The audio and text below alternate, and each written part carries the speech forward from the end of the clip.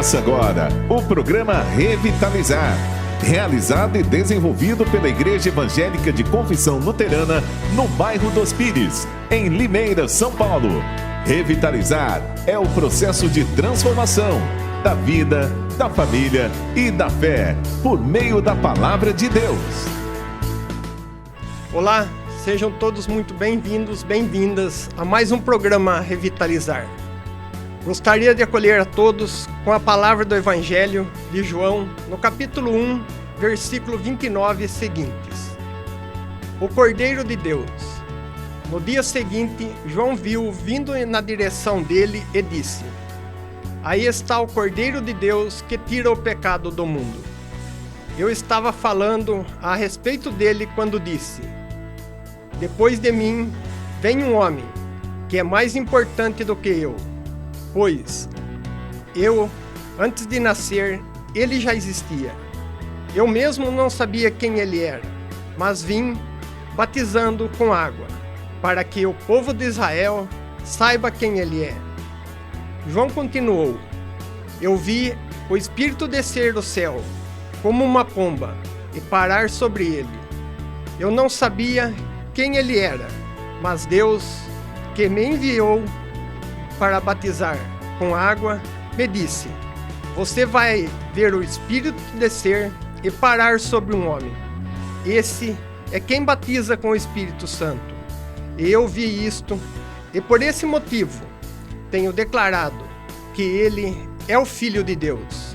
No dia seguinte, João estava outra vez ali, com 2 de seus discípulos, quando viu Jesus passar, e disse: Aí está o Cordeiro de Deus. Quando os 2 discípulos de João ouviram isso, saíram seguindo Jesus. Então Jesus olhou para trás, viu que eles o seguiam e perguntou: O que vocês estão procurando? E eles responderam: Rabi, onde está o Senhor agora? Rabi quer dizer mestre. Venham ver, disse Jesus. Então eles foram, viram onde Jesus estava morando e ficaram com ele o resto daquele dia. Isso aconteceu mais ou menos às 4 da tarde. André, irmão de Simão Pedro, era um dos 2 homens que tinham ouvido João falar a respeito de Jesus e por isso o haviam seguido. A primeira coisa que André fez foi procurar o seu irmão Simão e dizer a ele: Achamos o Messias. Messias quer dizer Cristo. Então André levou o seu irmão a Jesus. Jesus olhou para Simão e disse: Você é Simão, filho de João, mas de agora em diante seu nome será Cefas. Cefas quer dizer Pedro e quer dizer pedra. Com essas palavras, acolho vocês neste momento de meditação. Convido você a orarmos. Senhor Deus e Pai, graças te damos pela tua palavra revelada em Jesus Cristo. Pedimos, Senhor, abre nossos corações e mentes para ouvir desta palavra. Por Cristo Jesus. Amém.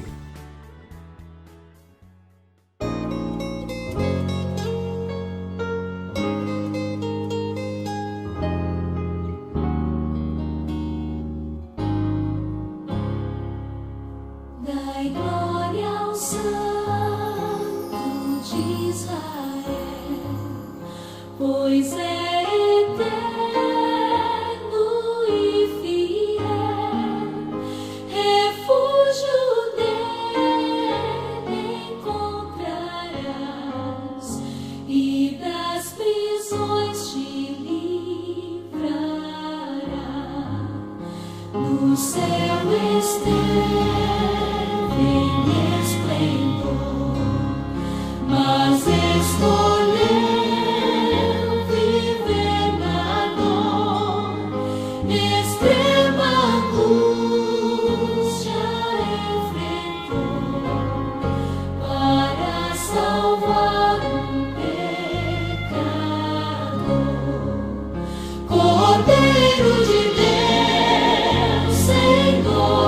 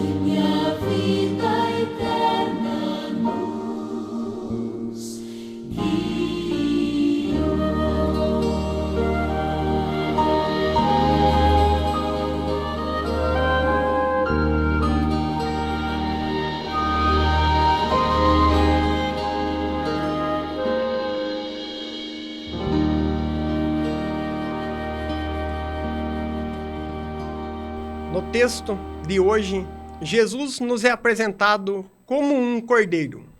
Devemos confessar que essa é uma representação estranha para alguém que é próprio o Deus vivo. Um cordeiro. Jesus poderia ter chamado como algum símbolo muito mais forte, como um leão, ou talvez um urso, ou quem sabe, um leopardo. Mas não. Deus não é encontrado na fome e na ambição por poder, prestígio, fama ou notoriedade. Na sua encarnação, Deus se colocou no topo da cadeia alimentar. Ao contrário, fez-se humilde, como um cordeiro, que nasceu com a missão de ser sacrificado na cruz para o perdão de nossos pecados.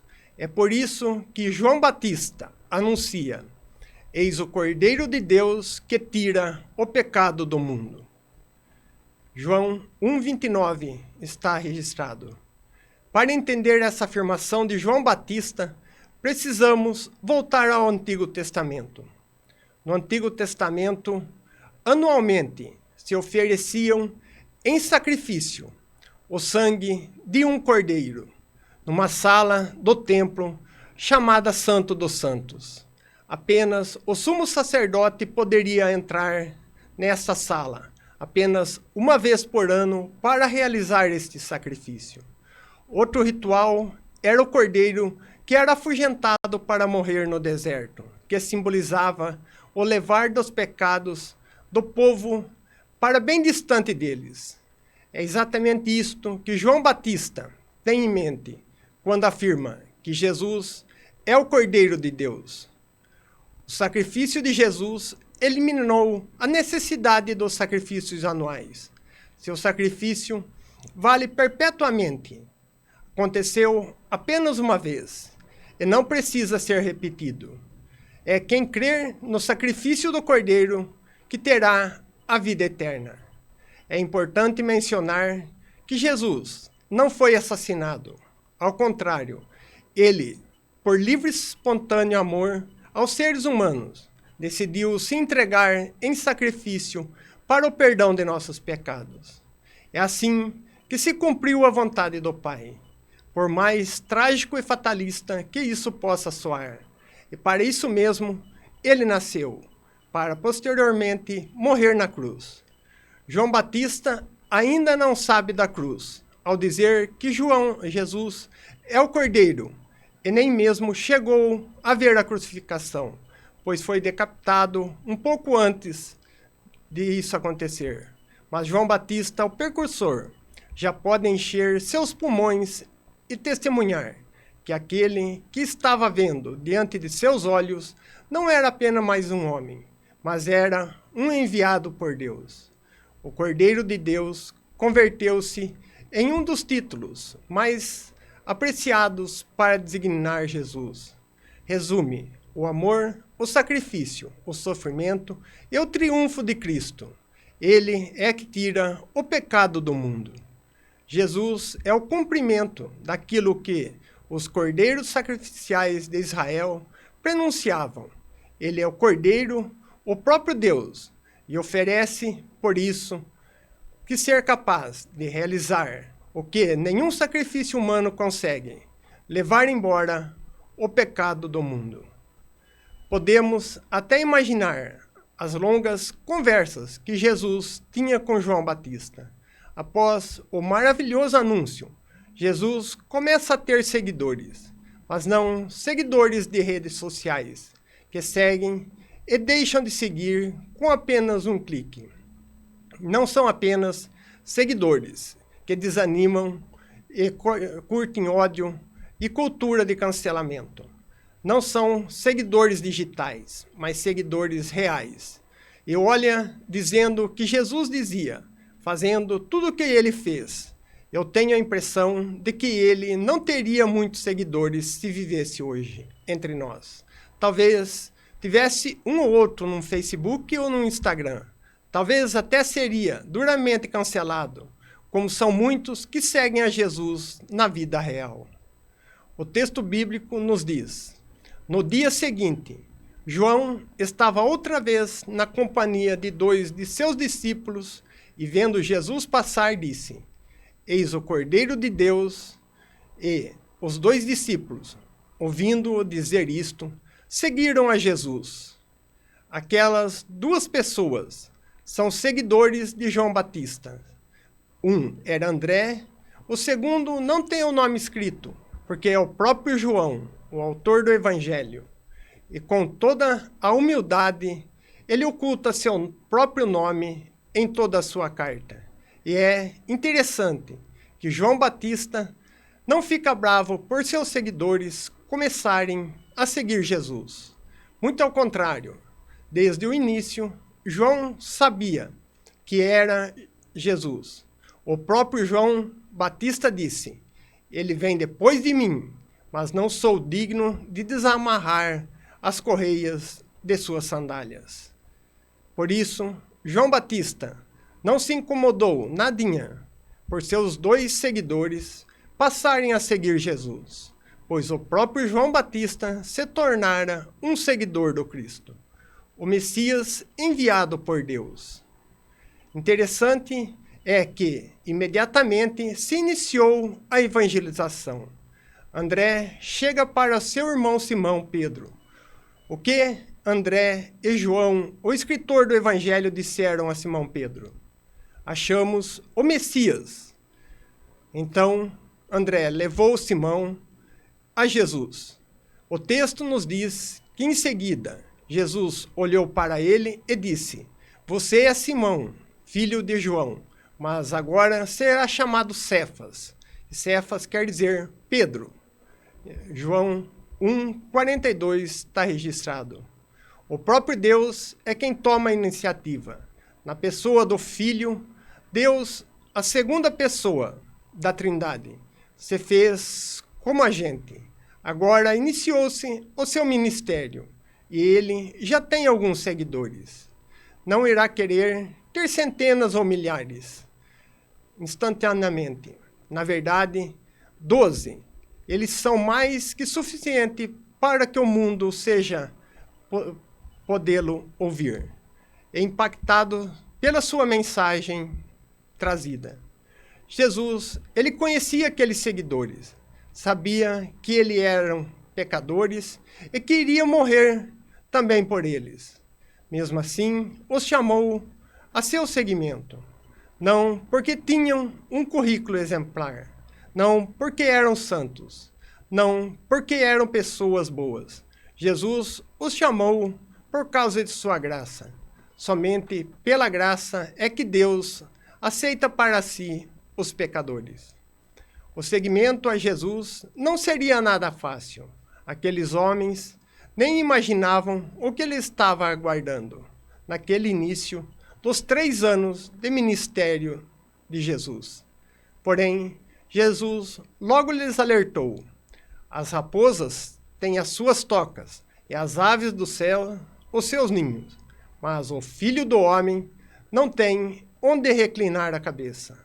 Mateus capítulo 8, versículo 20.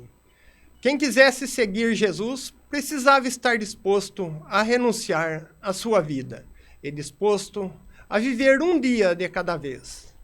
Mas não nos esqueçamos também das mulheres que seguiam. Também elas foram importantes no ministério de Jesus. Assim nos diz um teólogo, Gardini.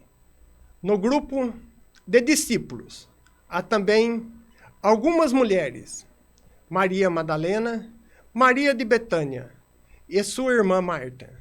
Na verdade, as 2 não pertencem ao grupo itinerante, mas aparecem somente em sua casa, embora façam parte do círculo de amigos íntimos do Senhor. Há ainda outras das quais nada se diz, a não ser que seguem o Senhor e velam por ele e por seus discípulos, servindo-os. É importante lembrar também da importância das mulheres no dia da ressurreição de Jesus, pois serão elas as primeiras a conhecerem a mensagem da ressurreição pela boca dos anjos. Entre elas se menciona também Salomé. Enquanto aqueles homens, seguidores, duvidavam da notícia da ressurreição, achando que era uma fake news, as mulheres logo acreditaram que Jesus realmente estava vivo. E desta forma, em torno de Jesus se reúnem um grupo de pessoas que querem pertencer-lhes mais intimamente. Muitas histórias irão acontecer com aqueles seguidores e seguidoras de Jesus. Pedro andará sobre as águas, afundará e será resgatado por Jesus. A mãe dos filhos de Zebedeu, João e Tiago, irá pedir quem poderá sentar-se à direita e à esquerda de Jesus em seu reino. Os homens tentarão impedir as crianças de chegarem a Jesus e o Messias. E, em posição às mãos, elas receberão de braços abertos. Pedro tentará afastar de Jesus da cruz, e por isso será chamado por Jesus de Satanás, conforme Mateus 16, 13. Enfim, são muitas as histórias que teve Jesus. Muita paciência com aqueles seguidores que andavam com ele por todos os lugares. Essas palavras nos animam a seguir a Cristo também, mesmo em dificuldades, mesmo não sendo perfeitos. Cristo nos ama e nos chama. Sejam todos crentes que Jesus estará conosco todos os dias até o final dos séculos. Amém.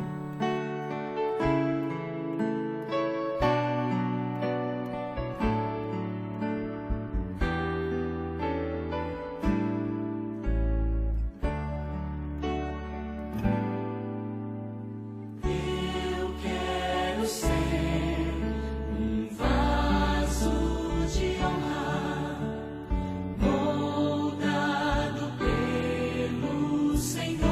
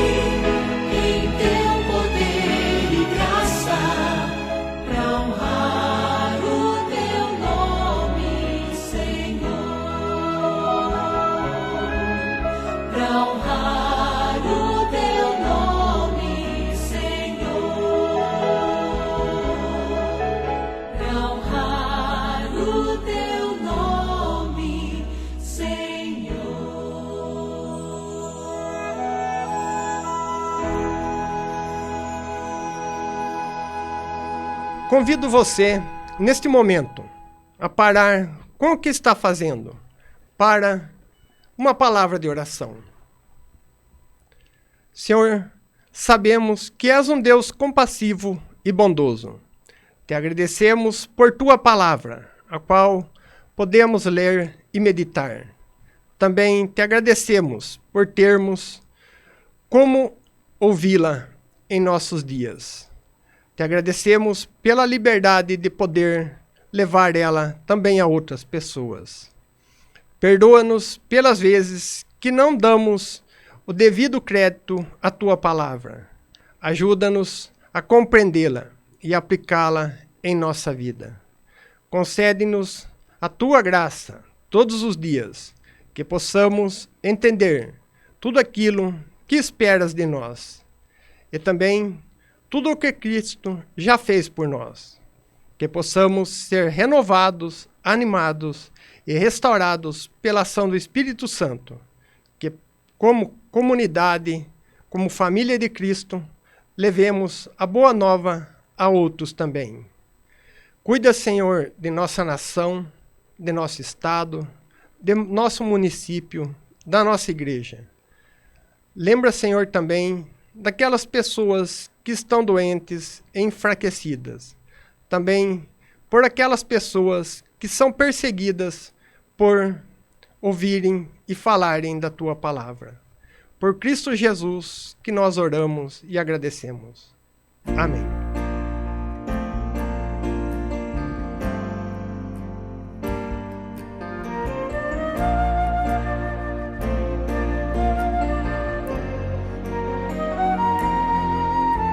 Meu barco navega no mar, de águas revoltas sem paz, terríveis trovões, tempestades de alto mar.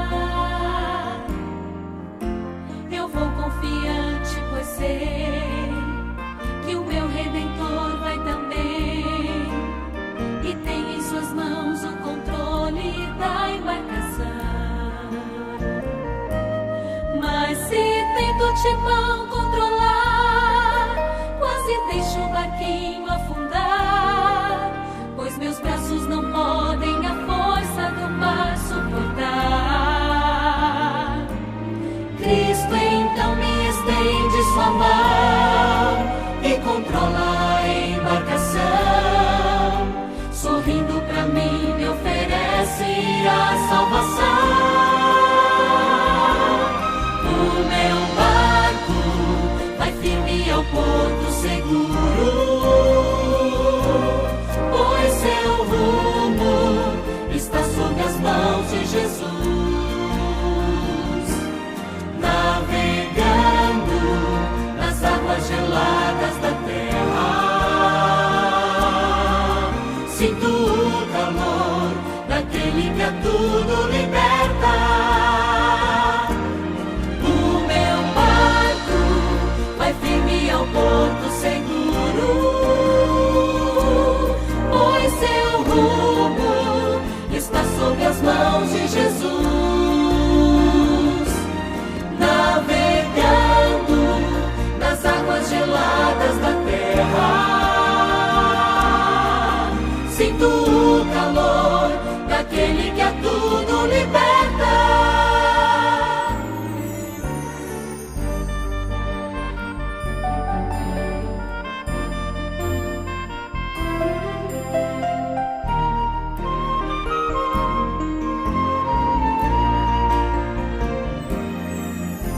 Depois que entreguei a Jesus o rumo da embarcação, não tive mais medo das ondas do alto mar. Em breve irei atracar no mar onde a água é cristal, e onde estarei para sempre liberto do mar. Só então saberei como foi que Jesus até ali me guiou. Só então saberei como foi que ele o barco salvou. Finalmente atraco no cais